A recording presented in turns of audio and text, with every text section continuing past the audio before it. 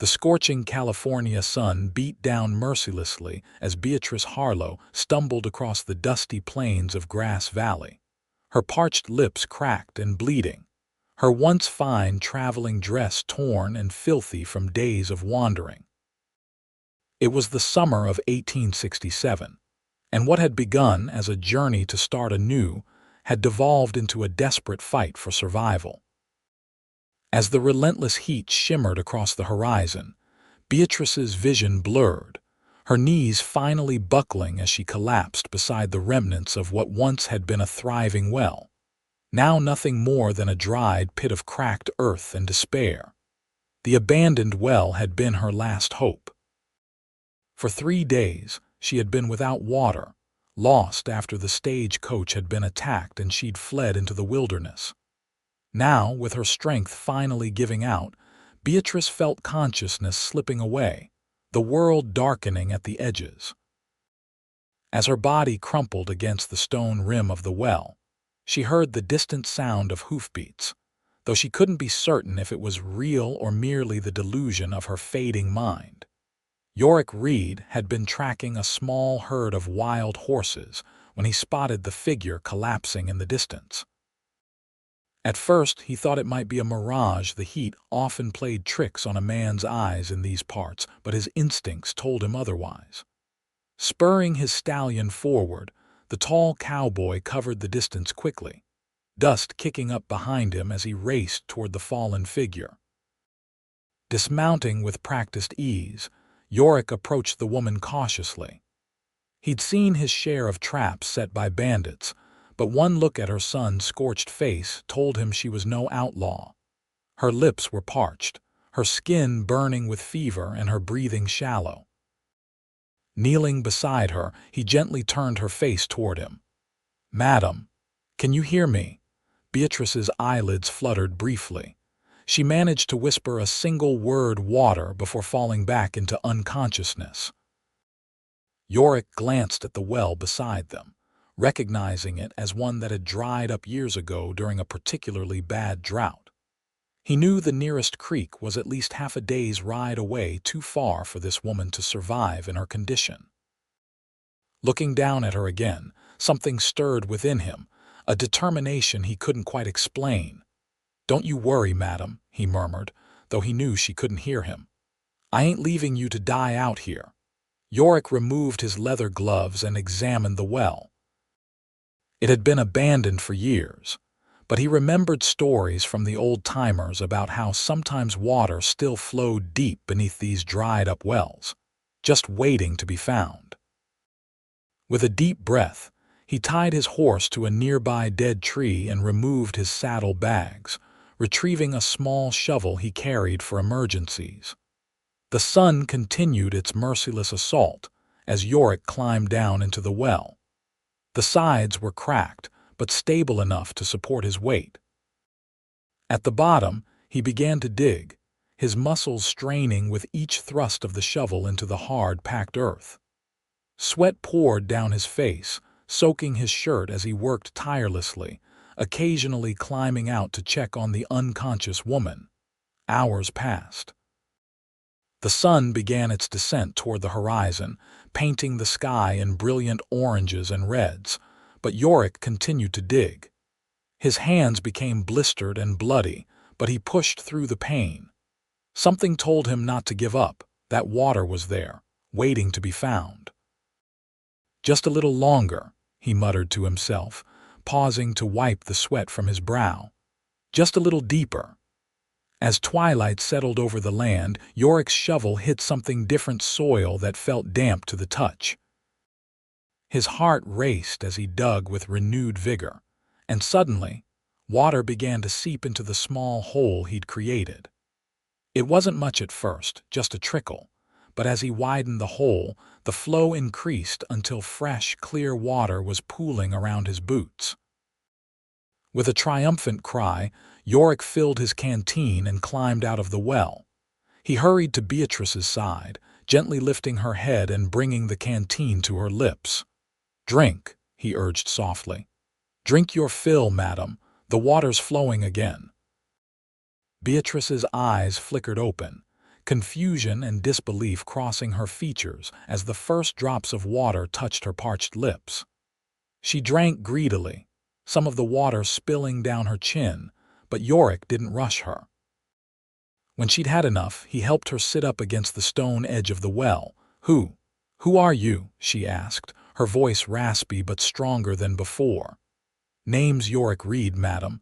I run cattle about 20 miles north of here." He adjusted his hat, suddenly aware of his disheveled appearance. "If you don't mind my asking, what's a lady like yourself doing out here alone?"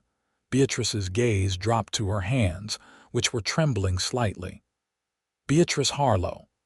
I was on the stagecoach to Sacramento when we were attacked by bandits. I managed to escape during the chaos, but I got turned around." Her voice broke. "I've been walking for days, hoping to find a town or a ranch. Anything." Yorick nodded grimly. Stagecoach robberies weren't uncommon, especially on the more remote routes. "Well, Miss Harlow, you're safe now. I've got a small camp set up about a mile from here. Once you're feeling strong enough, I'll take you there for the night. In the morning, we can head to my ranch." "Your ranch?" Uncertainty crossed her face. "Yes, madam. It's a decent place. Nothing fancy, but it's safe. I've got a housekeeper, Mrs. Finley, good woman, about 60 years old, who'll help get you sorted. From there, we can figure out where you're headed and how to get you there safely." Relief flooded Beatrice's features. "Thank you, Mr. Reed. I don't know how to repay your kindness." Yorick smiled, the gesture softening his weathered face. "No need for repayment, just doing what any decent man would do." He stood, offering her his hand. "Think you can stand now? We should get you to camp before it gets too dark." With Yorick's steady support, Beatrice managed to get to her feet, though she swayed slightly. Without a word, he swept her up into his arms, ignoring her surprised protest. "Begging your pardon, Miss Harlow, but you're in no condition to walk. My horse can carry us both to camp." As he settled her on his horse and mounted behind her, Beatrice found herself leaning back against his chest, drawing strength from his solid presence. The rhythmic motion of the horse beneath them was oddly soothing, and despite everything, she felt safe for the first time in days. Yorick's camp was simple but well organized. A small tent, a fire pit with a coffee pot hanging above it, and his gear neatly arranged. He carefully helped Beatrice down and set her on a bedroll near the fire he quickly built. "It ain't much, but it'll keep us warm for the night," he said, setting a pot of beans to cook over the flames. "You should rest. We've got a long ride tomorrow." Beatrice watched him as he moved around the camp, his movements efficient and practiced. There was something comforting about his quiet competence, the way he didn't waste words or actions. "Mr. Reed," she said softly, "may I ask why you were out here? It seems rather remote." Yorick glanced up from where he was preparing coffee. "I was tracking a herd of mustangs. They've been coming onto my land, and I was hoping to add a few to my stock." He poured her a cup of coffee and handed it to her. "It's strong, but it'll help." Their fingers brushed as she took the cup, sending an unexpected warmth through her that had nothing to do with the hot beverage. Beatrice quickly lowered her gaze, focusing on the steaming liquid. "So you're a rancher?" she asked, taking a cautious sip. "That's right. Got about 200 head of cattle and a decent stretch of land. It ain't the biggest spread in these parts, but it's mine." There was pride in his voice, unmistakable even to her city-trained ears. As they ate a simple dinner of beans and jerky, Beatrice found herself sharing more about her past than she'd intended. She told him about growing up in Boston, the daughter of a successful merchant, and how she'd come west after her parents' deaths to start a new life with her aunt in Sacramento. "She's expecting me," Beatrice explained. "I sent a telegram before I left, but with the stagecoach robbery." She trailed off, the reality of her situation hitting her anew. Yorick nodded thoughtfully. Once we get to my ranch, I can send one of my hands to the telegraph office in town. Let your aunt know you're safe and will be arriving a bit later than planned. You would do that? Course I would. He seemed almost surprised by her question. Can't have your aunt thinking the worst, now can we? That night, as Beatrice lay wrapped in Yorick's spare blanket, staring up at the star-filled sky, she found herself wondering about the taciturn cowboy sleeping just a few feet away. He'd saved her life without hesitation, expecting nothing in return. Such genuine kindness was rare in her experience, especially from a stranger. Morning came with a gentle touch on her shoulder. Beatrice opened her eyes to find Yorick kneeling beside her, a cup of fresh coffee in hand. Sun's about to rise, he said softly. Thought you might want to see it. It's something special out here. Together they sat in companionable silence as the eastern sky lightened, bands of pink and gold stretching across the horizon before the sun itself appeared, painting the landscape in warm light. Beatrice had never seen anything so beautiful, so vast and untamed. It's breathtaking, she whispered. Yorick smiled, the expression transforming his rugged features. That it is, never gets old, no matter how many times I see it. They broke camp efficiently, Yorick packing his gear while Beatrice folded the blankets. When it came time to mount up, he helped her onto his horse before swinging up behind her. The journey to his ranch would take several hours, he explained, but the terrain was easier than what she'd been traversing on foot. As they rode, Beatrice became increasingly aware of his presence, the steady rhythm of his breathing, the strength in his arms as he held the reins on either side of her, the clean scent of him despite days on the trail. It was distracting in a way she wasn't prepared for. Tell me about your ranch, she said, hoping conversation would help her maintain her composure. Yorick was quiet for a moment, as if gathering his thoughts. It belonged to my pa originally. He came out here in '49, not for gold like most, but for land. Said a man could build something real on good land, something that would last longer than any gold strike. He sounds like a wise man. He was. There was a note of sorrow in his voice. Lost him and my ma both to fever 5 years back. Been running the place on my own since then. I'm sorry, Beatrice said softly. I know what it's like to lose parents. They lapsed into silence again, but it was comfortable now, a shared understanding between them. The landscape gradually changed as they rode, the barren plains giving way to rolling hills dotted with oak trees. Finally, they crested a rise and Yorick reined in his horse. There it is, he said, a note of pride in his voice. Reed Ranch. Below them stretched a verdant valley, a stream running through its center. Near the stream stood a sturdy ranch house, several outbuildings and corrals containing horses and cattle. It wasn't grand by Eastern standards, but to Beatrice's eyes, it was perfect, a true home carved out of the wilderness. It's beautiful, she said sincerely. It's home, Yorick replied simply, but she could hear the satisfaction in his voice.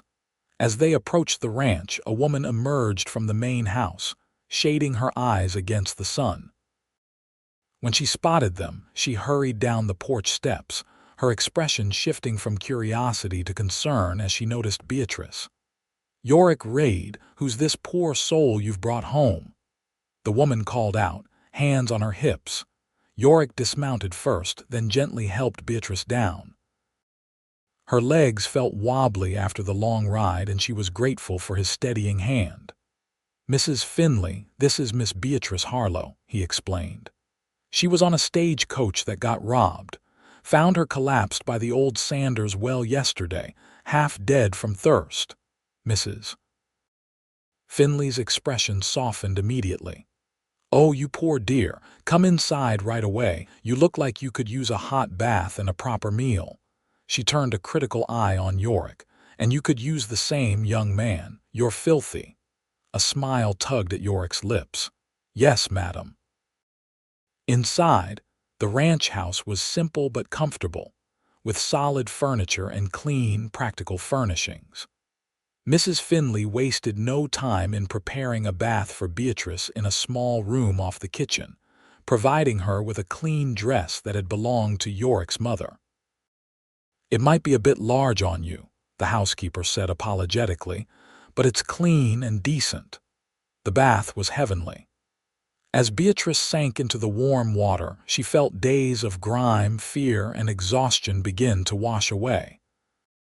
By the time she emerged, dressed in the borrowed garment that hung somewhat loosely on her frame, she felt almost human again. In the kitchen, she found Mrs. Finley preparing a substantial meal while Yorick, freshly bathed and changed himself, sat at the table drinking coffee. He stood when she entered, his eyes widening slightly before he schooled his features back to polite neutrality. "You look much better, Miss Harlow," he said, pulling out a chair for her. "I feel much better, thank you."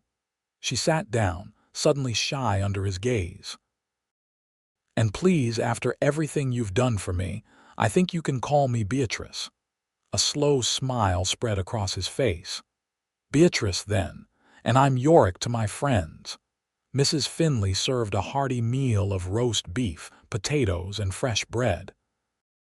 As they ate, Yorick explained that one of his ranch hands, Miguel, would ride to town the next morning to send a telegram to Beatrice's aunt. "How long will it take to reach Sacramento from here?" Beatrice asked.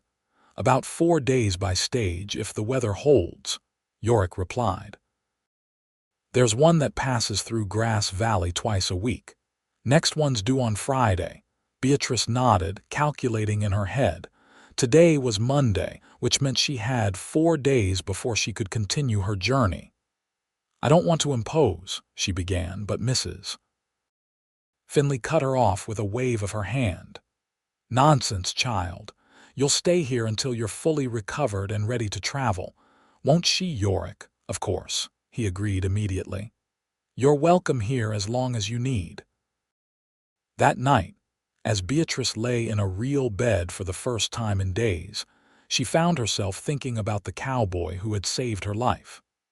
There was something about Yorick Reed that intrigued her: his quiet strength, his unfailing kindness, the way his eyes crinkled at the corners when he smiled.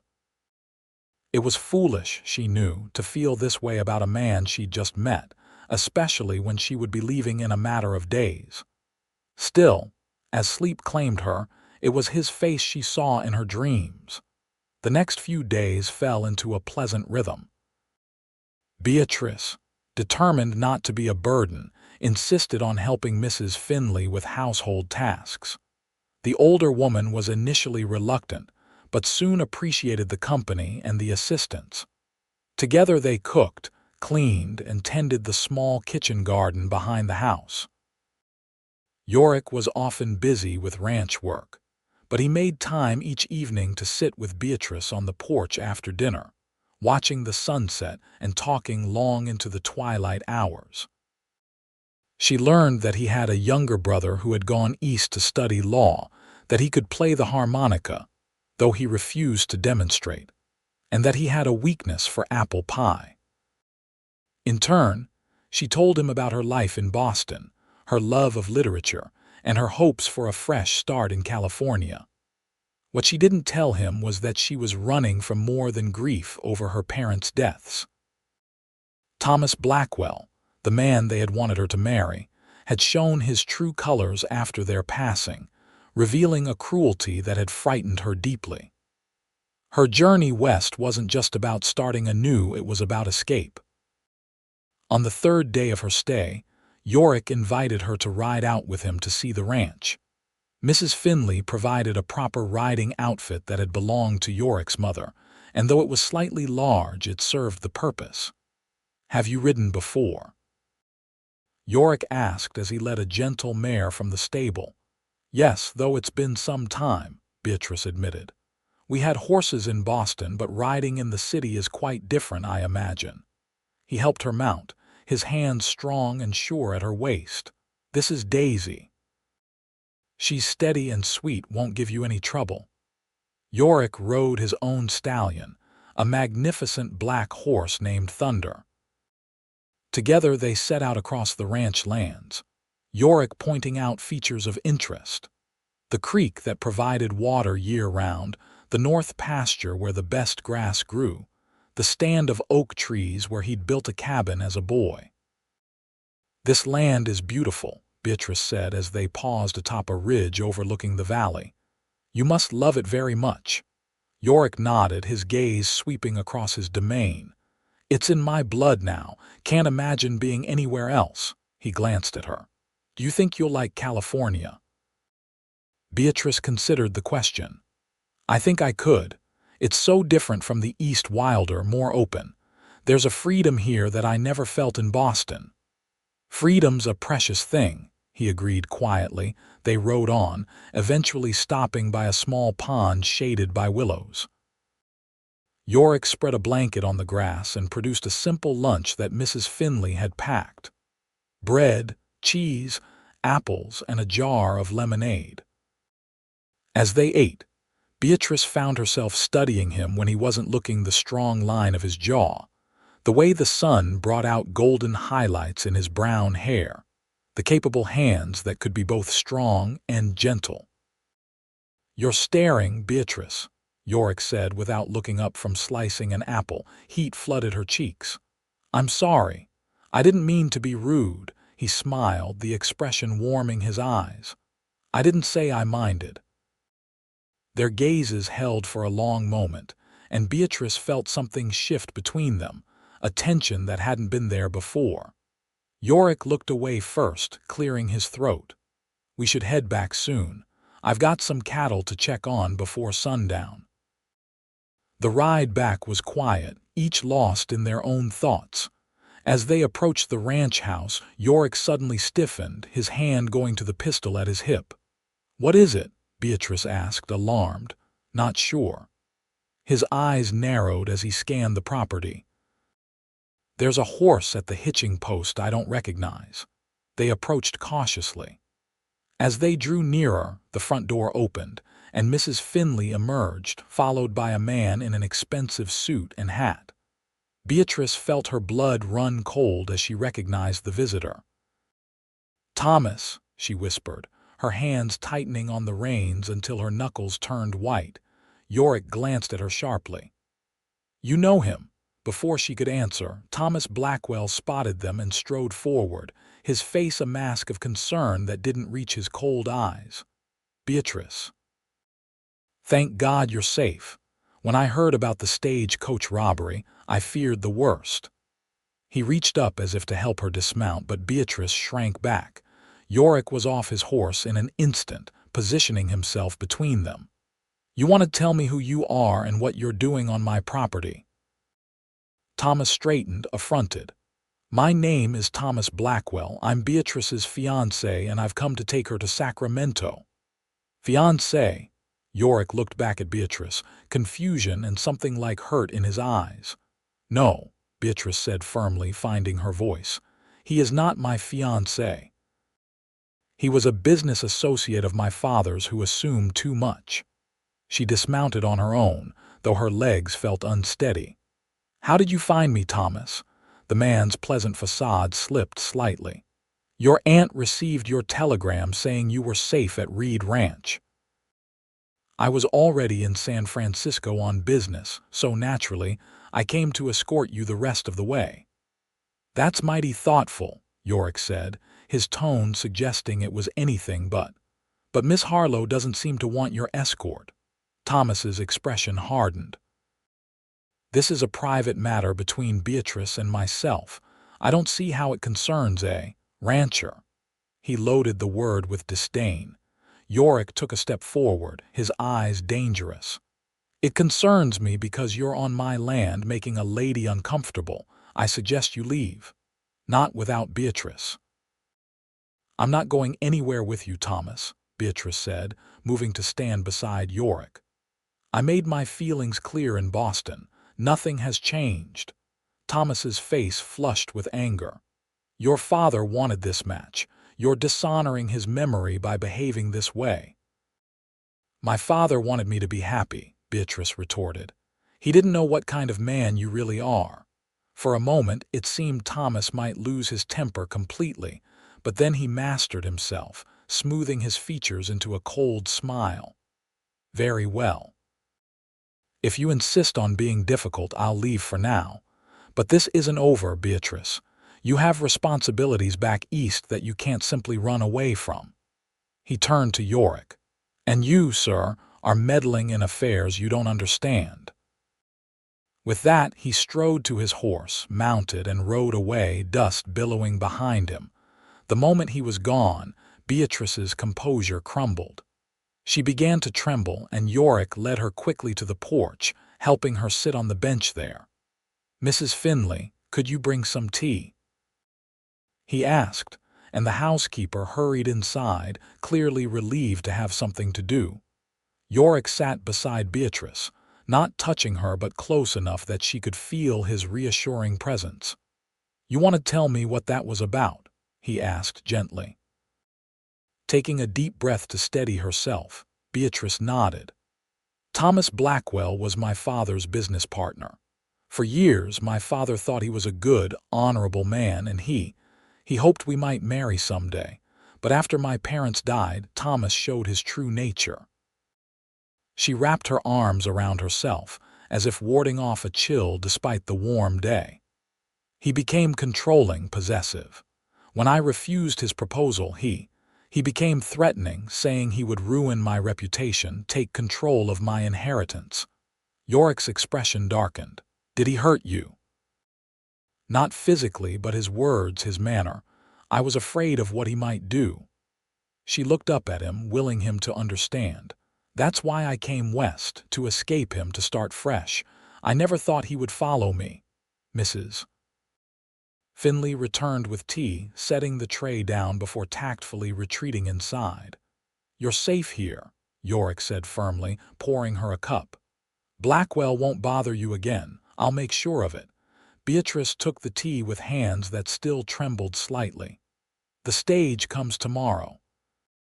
Perhaps I should leave as planned. Is that what you want?" His voice was carefully neutral. She looked up at him, at the man who had saved her life, who had shown her nothing but kindness and respect. In just a few days, he had come to mean more to her than she'd thought possible. "I don't know any more," she admitted softly. Yorick was quiet for a long moment. "You don't have to decide right now. You're welcome to stay here as long as you need to." "Thank you." She hesitated, then added, "I'm sorry I didn't tell you about Thomas before." "You don't owe me explanations, Beatrice." He stood, adjusting his hat. "I should see to the horses. You rest." As he walked away, Beatrice felt a pang of loss. Something had changed between them with Thomas's arrival, a distance that hadn't been there before. She desperately wanted to bridge it, but wasn't sure how. That evening, dinner was a quiet affair. Mrs. Finley tried to keep conversation flowing, but both Beatrice and Yorick were preoccupied with their thoughts. After the meal, instead of their usual time on the porch, Yorick excused himself to check on a sick calf. Beatrice helped Mrs. Finley with the dishes, her heart heavy. When they were done, the older woman patted her hand sympathetically. "He's a good man, you know," Mrs. Finley said softly. "The best I've known, aside from his father." "I know," Beatrice replied. I've complicated things. Life is complicated, dear. The question is whether it's worth working through those complications." The housekeeper gave her a meaningful look. "Now, I believe I saw Yorick heading toward the barn after he checked that calf." Taking the hint, Beatrice wrapped a shawl around her shoulders and stepped outside.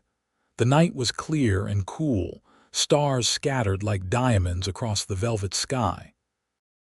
She made her way to the barn, hesitating at the entrance before gathering her courage and stepping inside.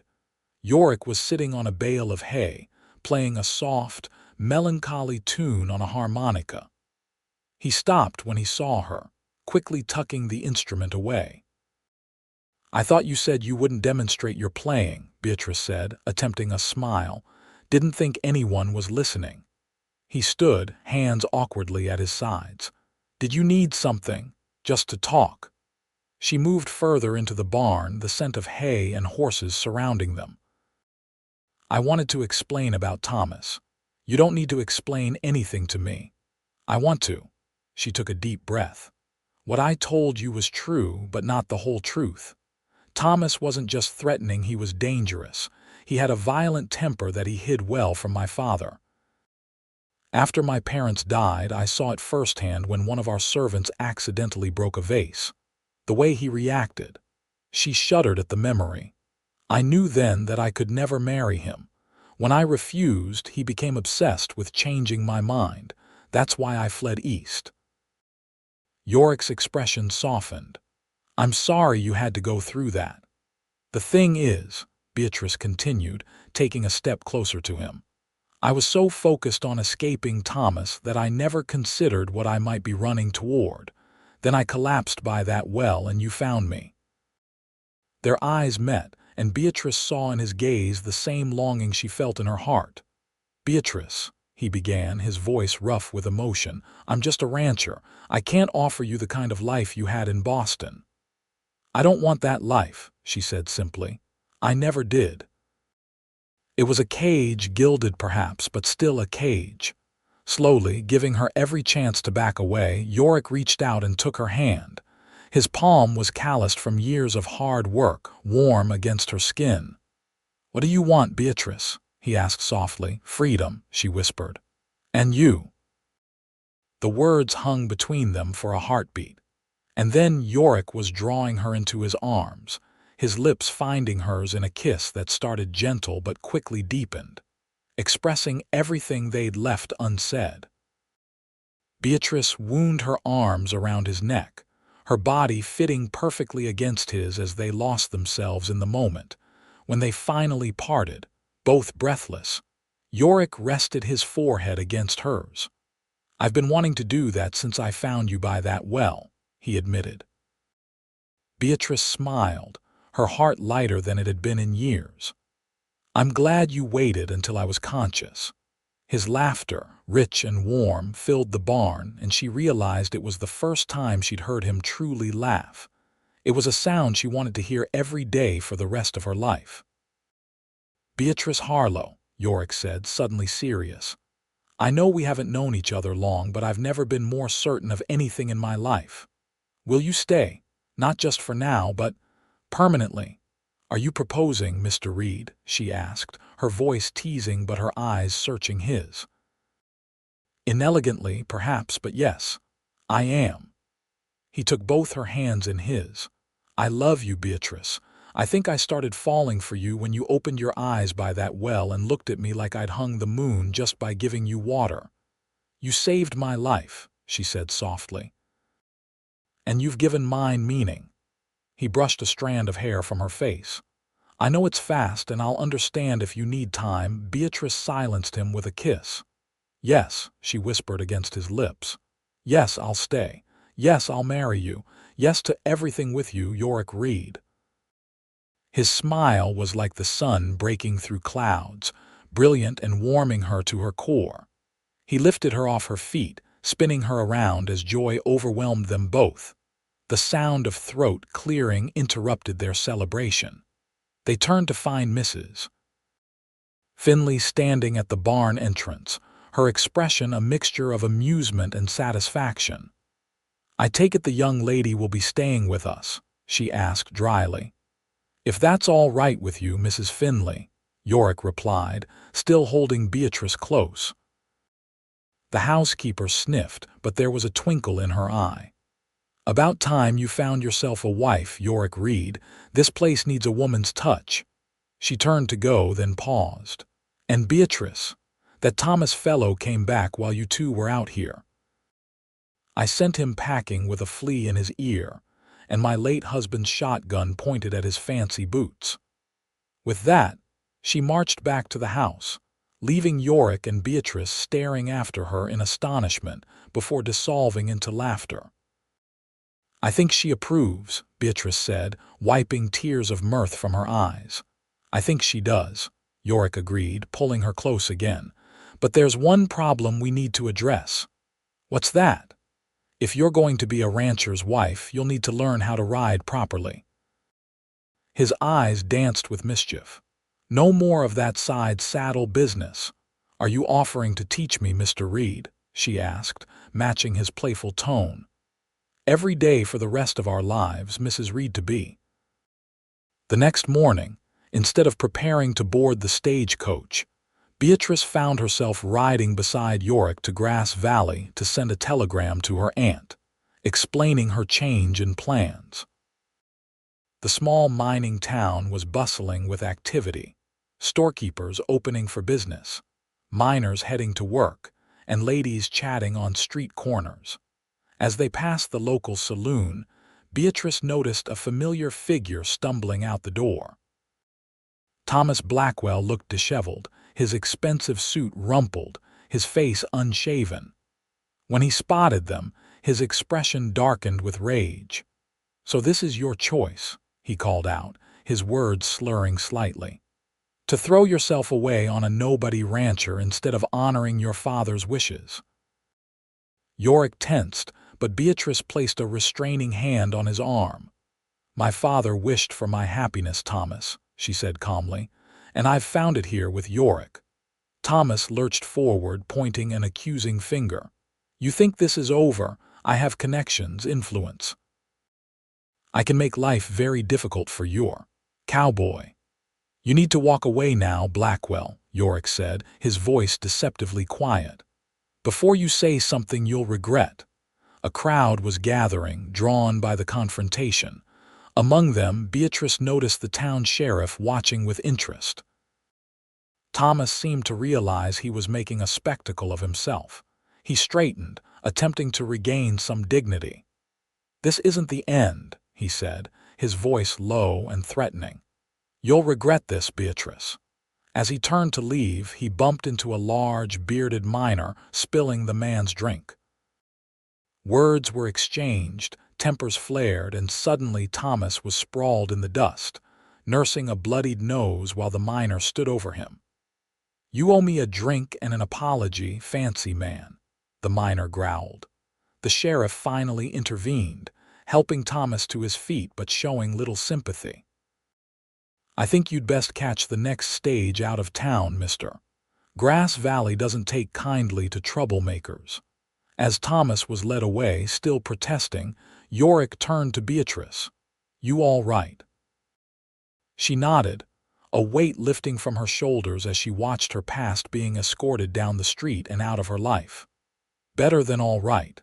I'm free." They completed their errands in town, sending the telegram, visiting the minister to discuss wedding plans and purchasing supplies. By the time they headed back to the ranch, Beatrice felt truly at home, as if she'd lived in Grass Valley all her life instead of just a few days. The following weeks were a whirlwind of preparations. Beatrice's aunt arrived from Sacramento, initially skeptical of the hasty engagement but quickly won over by Yorick's evident devotion and the genuine happiness radiating from her niece. Mrs.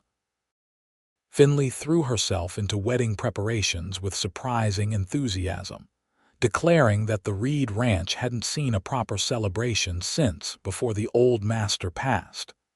Beatrice immersed herself in learning ranch life, determined to be a true partner to Yorick. She learned to ride astride, to cook over an open fire, to identify which plants were medicinal and which were poisonous. Each day brought new discoveries, new skills, and new reasons to love the life she'd chosen. Yorick watched her transformation with amazement and pride, falling more deeply in love with her determination, her intelligence, and her willingness to embrace his world completely. On quiet evenings, he taught her to dance in the kitchen, played harmonica while she sang songs from her childhood, and told her stories of growing up on the ranch. They were married on a perfect autumn day, with the mountains in the distance painted in golds and reds. The ceremony was held under the same oak tree where Yorick had built his childhood cabin, with the entire community of Grass Valley in attendance. Beatrice wore a simple white dress that Mrs. Finley had helped her make, with wildflowers in her hair instead of an elaborate veil. As they spoke their vows, Beatrice thought back to that desperate day when she'd collapsed by the dried well, certain she was going to die. Instead, fate had led Yorick to her, and his determination had brought life-giving water from the parched earth. It seemed a fitting metaphor for what he'd brought to her life: hope, renewal, and love flowing where there had been only emptiness before. The celebration lasted well into the night, with music, dancing, and enough food to feed an army. As the last guests departed, Yorick took Beatrice's hand and led her away from the festivities, toward a path she hadn't noticed before. "Where are we going?" she asked, curious but trusting. "I have a surprise for you," he replied, a mysterious smile playing on his lips. The path wound through a grove of trees before opening onto a small clearing. There, bathed in moonlight, stood a newly built cabin, smoke curling invitingly from its chimney. "Yorick," Beatrice breathed. "What is this?" "Our home," he said simply. "At least for now. I know we could stay in the main house, but I thought you might like a place that's just ours, to start our life together." Tears filled her eyes as she took in the neat little structure with its welcoming porch and curtained windows. "You built this. When did you find the time?" "I had help," he admitted. "The men were happy to pitch in once they knew it was for my bride." Inside, the cabin was cozy and perfect. A main room with a fireplace, a small kitchen area, and a bedroom with a handmade quilt on the bed. Every detail showed thoughtfulness and care, from the bookshelf filled with volumes he'd ordered from San Francisco to the rocking chair positioned perfectly by the fire. "It's beautiful," Beatrice said, turning to him with shining eyes. "It's everything I could have wanted." Yorick gathered her in his arms, his expression tender. "You're everything I want, Beatrice Reed, now and always." As they began their life together, the days fell into a rhythm all their own. Beatrice flourished in her role as a rancher's wife, bringing her own talents and ideas to the operation. She started a small school for the children of the ranch hands, teaching reading and arithmetic 3 days a week. Her kitchen garden expanded into a productive plot that supplied vegetables not just for their table but for several families in town when harvests were good. Yorick, for his part, found that having Beatrice as a partner made him more successful than he'd ever been alone. Her head for figures helped improve the ranch's finances, and her suggestions for breeding stock led to healthier cattle that fetched better prices at market. Together, they built something stronger and more prosperous than either could have achieved individually. A year after their wedding, Beatrice discovered she was expecting their first child. The news filled them both with joy and a touch of apprehension. The nearest doctor was in Grass Valley, and childbirth on the frontier was always risky. "Don't worry," Yorick assured her, his hand resting protectively on her still flat stomach. "We'll make sure everything is perfect for our little one." As her pregnancy progressed, Beatrice often found Yorick working late into the night, adding a nursery to their cabin and crafting a cradle from wood he'd selected with particular care. The tenderness with which he prepared for their child's arrival only deepened her love for him. In the spring, just as the wildflowers were beginning to bloom across the valley, their son was born after a difficult but ultimately successful labor. They named him William, after Yorick's father, with James as a middle name to honor Beatrice's own father. Holding his son for the first time, Yorick felt a love so powerful it nearly brought him to his knees. The tiny boy had Beatrice's eyes and what promised to be Yorick's stubborn chin, a perfect blend of them both. "He's magnificent," he whispered, placing the baby gently in Beatrice's arms. Just like his mother, life with a child brought new challenges and joys to the Reed household. William was a strong, healthy baby with a curious nature and a determination that amused and exasperated his parents in equal measure. By his first birthday, he was toddling around the cabin, getting into everything and charming everyone he met with his infectious laugh. As William grew, so did the ranch. Yorick's careful management and Beatrice's business acumen allowed them to purchase neighboring land when it became available, expanding their holdings and increasing their herd. They built a new, larger house when Beatrice was expecting their second child, though they kept the cabin as a special retreat for themselves. Their daughter, Eleanor, arrived on a stormy winter night, with Mrs. Finley acting as midwife since the doctor couldn't make it through the snow. She was a quiet, thoughtful child from the beginning, the perfect complement to her boisterous brother. Through it all, the lean years and the prosperous ones, the joys and the hardships, Beatrice and Yorick's love only deepened. They worked side by side, raised their children together, and never lost the sense of wonder that they had found each other in such unlikely circumstances. Sometimes, on summer evenings when the children were asleep, they would ride out to the old dried well where they'd first met. Yorick had rebuilt it properly, ensuring it would provide water for generations to come. They would sit beside it, watching the stars come out, and marvel at how a moment of desperate need had led to a lifetime of happiness. "You ever regret it?" Yorick asked once, as they celebrated their 10th anniversary with a picnic beside the well. "Staying here instead of going to Sacramento, choosing this life over what you knew." Beatrice looked around at the land they'd nurtured together, thought of the children sleeping back at the ranch under Mrs. Finley's watchful eye, and then gazed at the man who had saved her in more ways than one. "Not for a single moment," she replied, taking his hand in hers. "You gave me water when I was dying of thirst, Yorick Reed, but more importantly, you showed me what it means to truly live." He pulled her close, his kiss as tender as it had been on their wedding day. "And you, Beatrice Reed, gave me a reason to dig deeper than I ever thought I could." As the years passed, the Reed family continued to thrive. William grew into a thoughtful young man who shared his father's love of the land and his mother's quick mind. Eleanor developed a talent for healing, eventually studying medicine in San Francisco before returning to establish Grass Valley's first proper clinic. 2 more children joined the family. Michael, who had his father's quiet strength and grace, whose artistic spirit brought beauty to everything she touched. Each child was a blessing, each a unique blend of their parents' best qualities. The ranch prospered under their stewardship, becoming one of the most successful operations in the region.